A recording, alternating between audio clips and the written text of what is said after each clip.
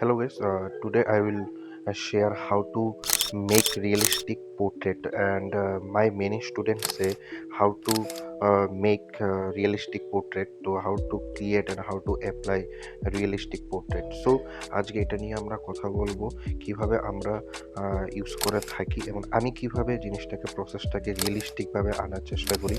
তো প্রথমেই আমি বলছি I have apply always Loomis method.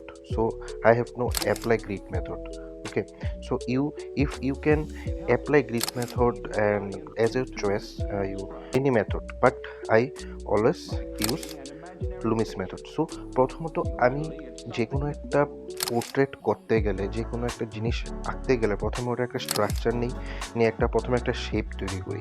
এটা অনেকটা ডিটেলস বিষয় আছে যেটা অনেকটা রিয়েলিস্টিক করার আগে অনেকগুলি বেসিক জিনিস জানতে হয়, যেমন কি অনেকগুলি শেপ জানা, অনেকগুলি স্ট্রাকচার নিয়ে বিষয়টাকে বোঝা, এবং ফেসের যে কি কি পার্টের উপরে প্রত্যেকটা জিনিস আইস নোজ লিপস নিয়ে স্টাডি করা।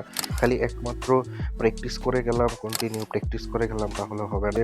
শেপটা নিয়ে প্রত্যেকটা ভালো করে একটা পার্ট করে স্টাডি করতে লাগবে, মানে কোনটা কোন ভাবে চলছে, কোনটা কোনভাবে মানে মানে শেপগুলি আছে, প্লাস কি প্রত্যেকটা জিনিসের ডিটেলসভাবে ভালো করে ফোকাস করে জানাটা এবং অবজারভেশনটা খুব ইম্পর্টেন্ট। তো অবজারভেশন কীভাবে বাড়ানো যায়? অবজারভেশন বাড়ানোর জন্য অলওয়েজ ওয়ার্ক করতে লাগবে স্টিল লাইফ। যে কোনো স্টিল লাইফের উপরে কিছু একটা জিনিস দেখে, কোনো একটা জিনিস সামনে রেখে যত তুমি ছবি আঁকার চেষ্টা করবে তত তোমার অবজারভেশনটা দিন দিন ডে বাই ডে গ্রো হতে থাকবে।